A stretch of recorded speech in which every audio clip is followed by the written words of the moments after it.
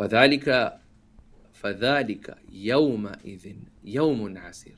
If you think your life is difficult today, Allah is like redefining that for you. Allah is like, no.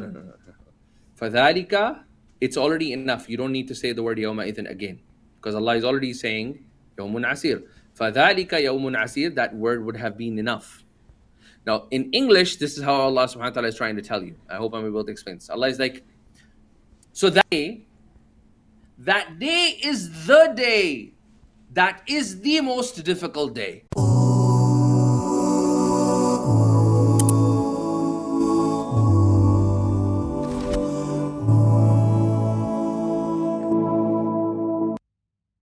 Assalamu alaikum. Welcome to our next episode of Quranic Transformation, continuing with Sheikh Ahmad Saleem. So, Walaikum assalam wa rahmatullahi wa barakatuh. A great discussion last time, Sheikh, and today we'll inshallah cover a lot of verses from 8 till 30. So let's get started. Inshallah, let's get started, inshallah. There's a lot of verses, inshallah. So the next set of verses, do you want to recite, if you don't mind? Recite? Sure. Yeah. I won't go till 30. I'll go a portion of that so we can have some recitations. أعوذ بالله من الشيطان الرجيم. بسم الله الرحمن الرحيم.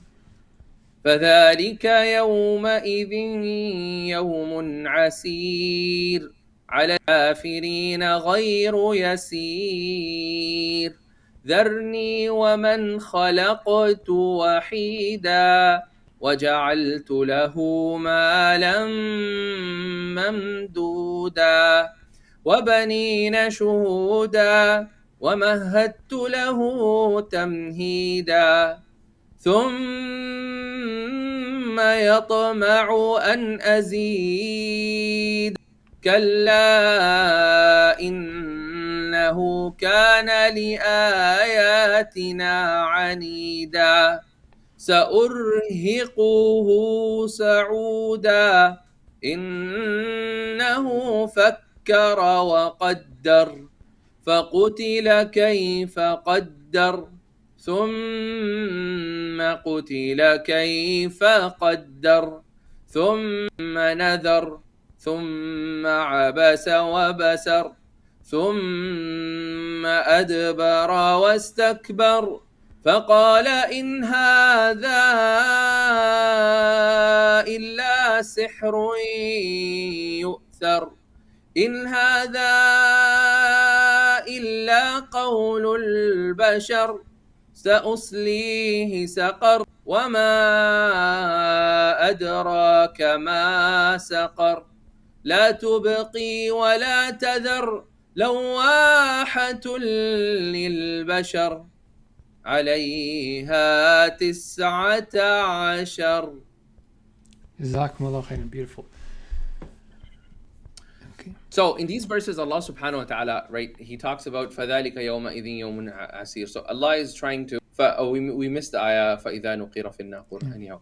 So Allah now is switching our, why is it that sometimes people are afraid of da'wah, they're afraid of representing themselves as Muslims, they have this genuine fear, what are people going to say, how are people going to react? Allah is taking your attention to the ultimate day. Allah is like, just remember for a moment, فَإِذَا نُقِرَ فِي النَّاقُورِ.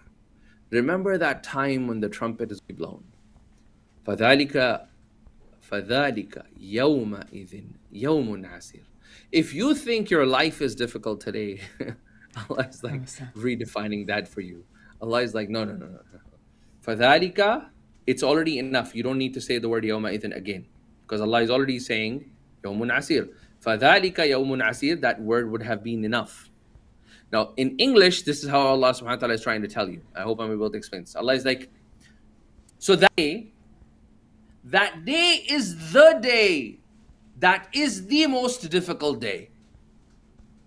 So that's how much emphasis Allah is trying to have that our lives and your lives are not difficult. No. You want difficulty? That is the epitome of difficulty. عَلَى الْكَافِرِينَ غَيْرُ يَسِيرٌ. Now, if you think your life is difficult in this world, imagine the most difficult day of the world other day more difficult than that day. It's easy for everybody except the kafirin, except the people who were the disbelievers. Over here, al-kafir over here could be in the meaning of people who explicitly disbelieved in Allah subhanahu wa ta'ala in the day of judgment, or their actions implied that disbelief. They still believed in their hearts, but their actions were indicative of that. ذَرْنِي وَمَنْ خَلَقْتُ وَحِيدًا.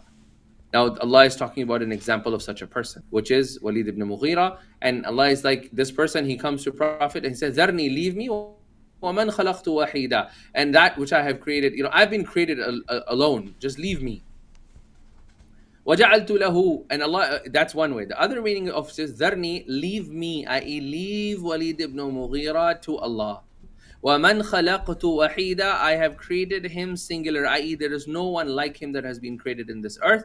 Or وَمَنْ خَلَقْتُ وَحِيدًا, he was born alone. And or وَمَنْ خَلَقْتُ وَحِيدًا, that he was created and now he is going to be wahida, alone in this world because of his behavior. وَجَعَلْتُ لَهُ مَالًا مَمْدُودًا, and Allah has created for this person مَالًا, money. Mamduda, there's madda yamuddu basically means extensive in English, but it actually means that it is like madda yamuddu shay'an, is it's like there's almost no disconnect from the source of money. So it's like a constant pipeline of water that Allah has created for this person, pipeline of money. وَبَنِينَ شُهُودًا, and he had so many children that were present. وَمَهَّدْتُ لَهُ تَمْهِيدًا, and Allah made and spread for him every single type of ease. Mahada yumahidu is when we are traveling, for example, in the wilderness, and somebody comes and paves like a hike trail for us, so that you're still walking in the wilderness, but you're walking on those hike trails. Those hike trails are turuq mumahada, pathways that are cleared and eased there, so that you can easily walk on them. وَمَهَّدْتُ لَهُ تَمْهِيدًا, Allah is like, all forms of ease were provided to him. What happens if this person, after Allah has given him money, ease to access anything he wants, all form of ease, and Allah has given him everything, what happens to him? ثُمَّ يَطْمَعُ أَنْ أَزِيدَ, and that is the nature. He's like, oh, he desires for, and isn't that the nature of human beings? Like if you think about it, you get one car, you want the second. You won't get second car, you want third. You get second, you want the first one to be better than the second one to be better than, and that's the constant struggle of life, house to house, car to car, clothes to clothes, shop to shop, bag to bag, purse to purse, and this goes on. Allah is like, كَلَّا إِنَّهُ كَانَ آيَاتِنَا عَنِيدًا. Why this attitude comes? These attitudes come because a person sees the signs of Allah. This could be literally our verses, i.e. the verses of Quran, or it could also be ayatina, all the signs that Allah shows. And the person becomes stubborn and says, no, there's no way God can create this tree. There's no way God can create this jungle. There's no way.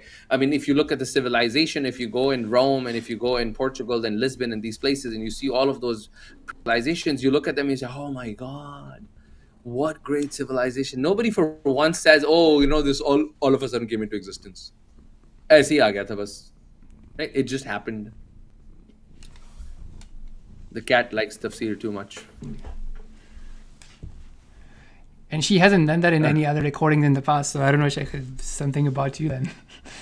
I'm allergic to cats, so, She's tempting big you. cat. Yeah, she's like, let's see if we can. So, وَبَنِينَ شُهُودًا, كَلَّا إِنَّهُ كَانَ لِآيَاتِنَا عَنِيدًا. This attitude of a person that they don't want to submit, they don't want to see the signs of Allah.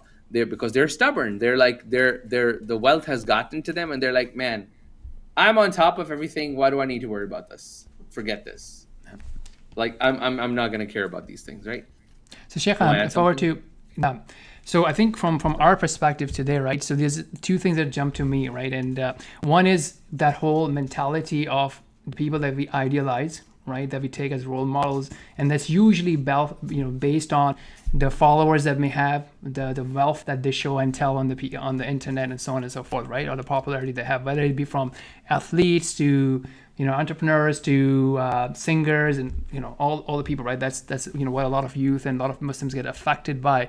And I think what Allah subhanahu wa ta'ala is saying here with verse number 16 is to have that criteria that yes, he has all these things that Allah has given him or her as a test, but the fact is that he is rejecting and being stubborn against the signs and commands of Allah subhanahu wa ta'ala, right? And then that's something to think about, that yes, you can have that, but you have to have this criteria, and if not, then the consequences are what I mentioned in the rest of the ayat. And a second angle is from at a personal level, that we may be succeeding in life, right? Whether it would be wealth or promotions or marriage, kids, this and that. That is not a sign that Allah subhanahu wa ta'ala loves us, right? Rather, if Allah is giving us more and we are decreasing in our commitment and our gratitude and our shukr to Allah subhanahu wa ta'ala, then it's just leading to distractions. Yeah, agreed. And usually what ends up happening is when you are so arrogant and stubborn, even though Allah has shown you so many signs, right? Eventually, sometimes Allah subhanahu wa ta'ala is going to wake such people up. And Allah is going to, سَأُرْهِقُهُ سَعُودًا. Allah is going to put them in a very difficult punishment. And this is something really interesting for us to think about, that what happens to these celebrities that have been given all of these, eases in their world, money, kids, fame, everything they want. Like, the other day I was like reading an article, like LeBron James has like a $3 million watch. And there was a whole fuss about he wore the wrong $3 million watch. Oh. It was a Patek Philippe, and because it was an event that was sponsored by Rolex, and he wore the wrong. I'm like, what? He still wore a $3 million watch, man. Like, they were fighting about the brand. He wore the wrong. I was just sitting there, and I was like, look at how much ease. Like, many of the inhabitants of this world can never imagine $3 million. No. Ever.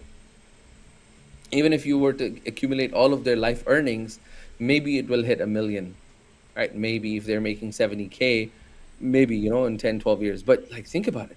So I was so shocked at that. So over here, Allah is saying, سَأُرْهِقُهُ سَعُودًا. Each one of these individuals, Allah is going to talk about that Allah will definitely soon cover them with a punishment, but it's not just any punishment. It's a punishment that is filled with anxiety, difficulty, and problems. And that's why all of those countries that have almost, if you were to say, they've figured out a utopian, they've become a very utopian society. And the more egalitarian those societies become, happiness is at the high rank. What all these is simultaneously? Suicide levels. Yeah. Suicide levels. Everything is given to them. Because Allah says, سَأُرْهِقُهُ سَعُودًا over here is that Allah will cover them. Now over here, Allah did not say سَأُعَذِّبُهُم. So the word rahaq means that this will be a covering that will exhaust them. So they have lots of wealth, lots of money, but they're exhausted by holding on to that money. They can't hold this on too longer. And they feel their life is a punishment because of the exhaustion they feel and have, and the exhaustion they suffer with all of these trinkets of lives that most of the people in the world don't have. And they get exhausted by the very materialistic world that they seek so heavily. And I think those are some of the thoughts and pointers that come to my mind. I think we do run out of time to be able to cover the rest. But if you want to add something. No, I think this is great. Do you take away from this as well? Like, sometimes, because so there's one thing is like, regular celebrities, what have you, which are like, in in a non-active way, distracting people from Islam or the religion or spirituality and worshiping Allah subhanahu wa ta'ala. And then you can also have people like in this scenario who are actually actively going against Islam, right? And so on and so forth. And then that can also become something for people that, hey, you know what, is this not the right religion? Why is Allah subhanahu wa ta'ala not helping us and what have you?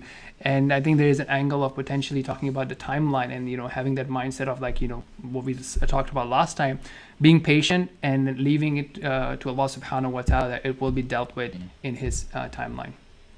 100%. And understand that results are never in your hand. Yeah. Like you and I are doing this podcast. I've done other podcasts. I've done Instagram videos. I've done this and that, right? Why is it and I'll tell you this, like this is something, if you seek those results, then Allah takes away the barakah of the grind and the effort. You make sure that in that grind you are presenting the highest form of ihsan that is possible with your means that Allah has given you. Then you leave the rest to Allah subhanahu wa ta'ala. You leave the rest. I'll give you an example of that. I've done so many of these videos here, there, different channels. Randomly, I come across this clip of mine, which was the worst lecture that I gave, in my opinion, in my life. I was super sick. I was exhausted over a 36-hour flight. I had lost my voice. I was on this special drink I was drinking to be able to even speak. A voice box infection. And I could hardly speak in that khutbah. And I felt horrible at the end of the khutbah. I said, this is the worst thing I've ever done. Somebody took out a clip of that and posted it on Facebook. Never tagged me, doesn't know who I am. I don't know how, whatever. And it was 3 years ago. And then randomly, some guy sends me this video and says, oh, by the way, you know that you went viral ago. And I was like, what? Like, I don't even have social media presence 3 years ago. And that video of mine has like, I think 3 million views or 4 million views. Until this day, I don't want to even share that video to anyone because Allah showed it to me, but my name is not there. So we sometimes put in the effort. We don't know that that video of mine on YouTube actually sits at only 2,000 views, but somebody Allah has given tawfiq to has taken a clip out of that for 5 minutes and send it to the entire world without tagging you, without giving you did your khair. And that has gone so far. And when you meet Allah subhanahu wa ta'ala on that day, you're going to be like, whoa, where did I get all of that from? And Allah's like, oh, those are all the clips that went viral that you never knew about. Okay. So yeah, we put in the effort, we put in the grind, we leave the results to Allah subhanahu wa ta'ala. As long as we do it with ihsan, Allah is the one that decides if it's going to go good, it's going to go big or small. It doesn't matter. It's with Allah.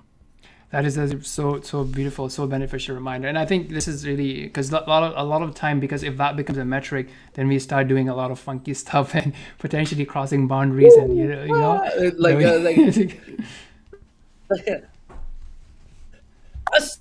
like doing that. Like, what does that get? What does that get you?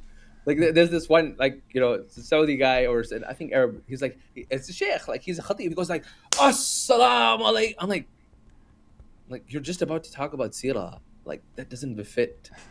Like, it's just culture. No, JazakAllahu khair. That was really beneficial. Maybe I'm a dinosaur. No, I think this is really very valuable, and I think today's the day that we are actually crossing like every new boundary, day in and day out. So definitely something to think about. But yes, eat your ihsan and then leave it the rest to Allah. And then again, your reward is not tied to the numbers, right? So yeah. Beautiful. Thank you so much, Sheikh, for taking time, and hope to have you again. All right. JazakAllahu khair, definitely. BarakAllahu. And apologies, you beating me down and tracking me down. But, just the move was just too much. But now my schedule is, I have my office set up. So, now things are in a smooth sail, inshallah. We'll raise the bar of expectations then, inshallah. Inshallah. All right. Assalamu alaikum. Walaikum assalam.